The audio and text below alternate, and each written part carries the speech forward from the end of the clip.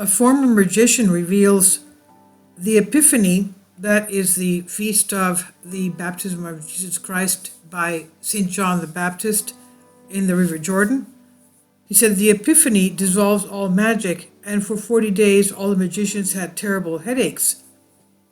The former repentant magician reveals on the day of Epiphany, that's every year on January 6th, on the day of Epiphany and 40 days later, due to the great event of the baptism of Jesus Christ and the sanctification of the waters, all of us magicians had terrible headaches and a state of madness. This lasted for 40 days after the Epiphany. In other words, all the spells from the day of Epiphany are dissolved as an indication of God's gift for his Son, who is baptized among Christian Orthodox, and then all the magicians confess that indeed only Christ and the Church have the power to do that. This I've translated from a Greek article. Epiphany is also known as Theophany in Christian Eastern traditions. It's a Christian feast day that celebrates the revelation, theophany, of God incarnate as Jesus Christ. In Western Christianity, the feast commemorates principally, but not solely, the visit of the Magi to the Christ Jesus, and thus Jesus Christ's physical manifestation to the Gentiles. It's sometimes called the Three Kings Day, and in some traditions celebrated as Little Christmas. Moreover, the Feast of Epiphany in some denominations also initiates the liturgical season of Epiphany Tide. And Christian Orthodox Christians, on the other hand, commemorate the baptism of Jesus Christ in the Jordan River, seen as his manifestation to the world as the Son of God. The spot marked by the River Jordan, adjacent to the Qasr al-Yahud in the West Bank. It's considered to be the original site of the baptism site of Jesus and the ministry of John the Baptist. And in many Western churches, the eve of the feast is celebrated as 12th night of Epiphany Eve. Monday after Epiphany is known as Plough Monday. Popular Epiphany customs include Epiphany singing, chalking the door, having one's house blessed, consuming Three Kings cake, winter swimming, as well as attending church services, of course. Customary for Christians in many localities to remove their Christmas decorations on that day as well, the 12th night, although those in other Christian countries historically remove the Candlemas at the conclusion of Epiphany Tide.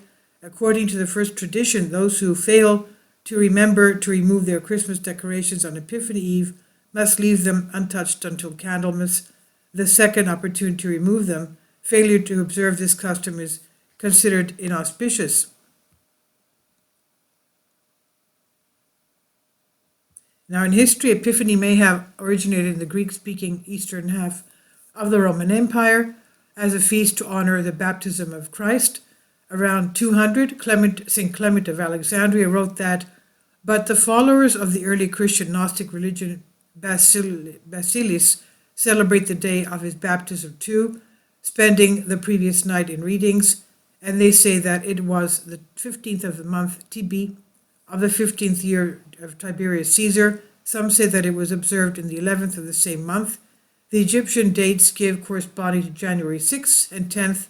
Basilids were a Gnostic sect. The earliest reference to Epiphany as a Christian feast was 361 AD, the holiday listed twice, which suggests a double feast of baptism and birth.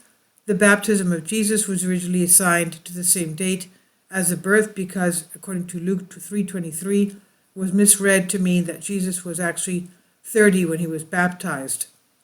Epiphanes of Salamis says January 6th is Christ's birthday, that is, his Epiphany.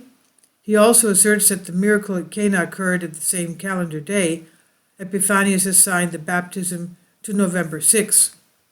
And the scope of Epiphany expanded to include the commemoration of his birth, the visit of the Magi, all of Jesus' childhood events, up to and including the baptism by John the Baptist, and even the miracle of the wedding at Cana in Galilee. In 385, the pilgrim Saint Egeria described a celebration in Jerusalem, Bethlehem, which she called Epiphany, that commemorated the Nativity, even at this early date, there was an octave associated with the feast.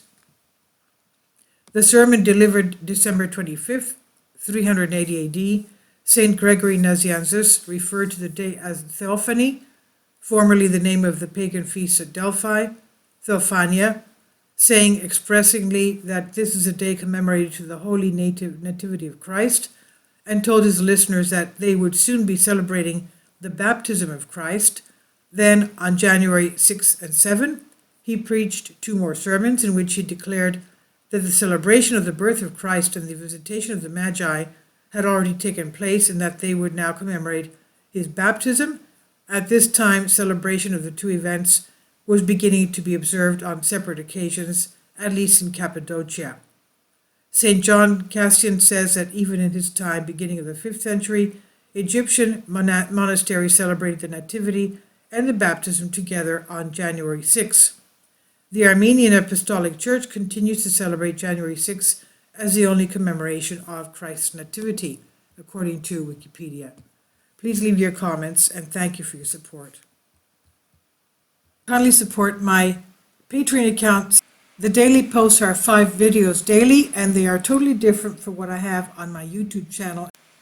Thank you so much for your support and that you find all my content so interesting. You'll find the Patreon account details in the description box.